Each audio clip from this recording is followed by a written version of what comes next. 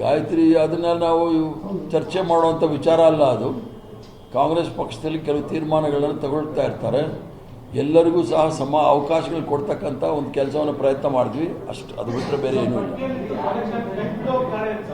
ಮೂರು ಪಟ್ಟಿ ಬಂದಾಯ್ತು. ರಾಜ್ಯಭವನಕ್ಕೆ ಕಳಿಸೋದು ಮೊದಲು ಮೂರು ಪಟ್ಟಿ ಬಂದಾಗ್ತವೆ.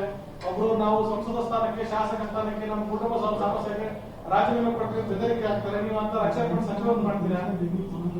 ಅದೇ ಸರ್.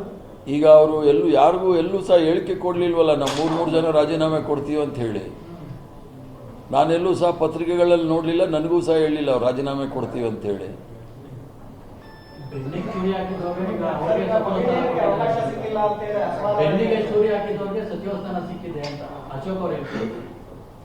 ಯಾರು ಸಾಮ್ರಾಟ್ ಅಶೋಕನ?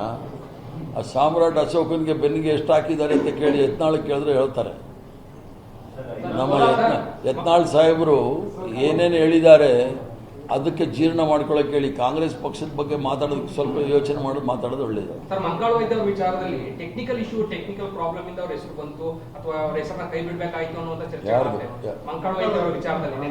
ಬಟ್ ಬೆಳಿಗ್ಗೆ ಪ್ರಿಯಾಂಕಾ ಖರ್ಗೆ ಅವರು ಹೇಳ್ತಾರೆ ನಿನ್ನೆ ಸರ್ವಪಕ್ಷಗಳ ಸಭೆ ಇತ್ತು, ಆ ಸಂದರ್ಭದಲ್ಲಿ ಆತರದಲ್ಲಿ ಸೈನ್ ಮಾಡೋಗಿದ್ದಾರೆ ಅನ್ನುವಂಥದ್ದು. ಅಂದ್ರೆ ಒಂದು ರಾಜ್ಯದ ಸಚಿವ ಸಂಪುಟವನ್ನ ನಿರ್ಧಾರ ಮಾಡುವಂತ ಸಂದರ್ಭದಲ್ಲಿ ಯಾಕೆ ಈ ತರ ಗೊಂದಲ? ಸರ್ವಪಕ್ಷದ ಸಭೆ ಬೇರೆ, ಮಂತ್ರಿಮಂಡಲದಲ್ಲಿ ಆಗುವ ಸಂದರ್ಭದಲ್ಲಿ ಬೇರೆ. ಆ ವಿಚಾರಗಳನ್ನು ಅದೇನಾಗಿದೆ ಅನ್ನೋದು ನಾವು ಚರ್ಚೆ ಮಾಡೋಕ್ಕಾಗೋದಿಲ್ಲ. ಅದನ್ನು ಪಕ್ಷದ ದೃಷ್ಟಿಯಿಂದ ನಾವು ಮಾಡಿದ್ದೇವೆ. ಅವ್ರಿಗೂ ಮನ್ಕಾಳ್ ವೈದ್ಯ ಅವ್ರಿಗೂ ಸಹ 3 ವರ್ಷ ಅವಕಾಶಗಳನ್ನು ಕೊಟ್ಟಿದ್ದೀವಿ. ಮುಂದೆ ಬೇರೆ ಏನಾದರೂ ಅವಕಾಶಗಳು ಸಿಗುತ್ತೆ.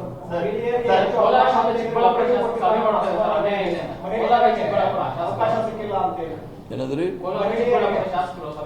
ಒಬ್ಬೊಬ್ರಿಗೆ ಕೇಳದೆ ಉತ್ತರ ಕೊಡ್ತೀನಿ ನಾನು.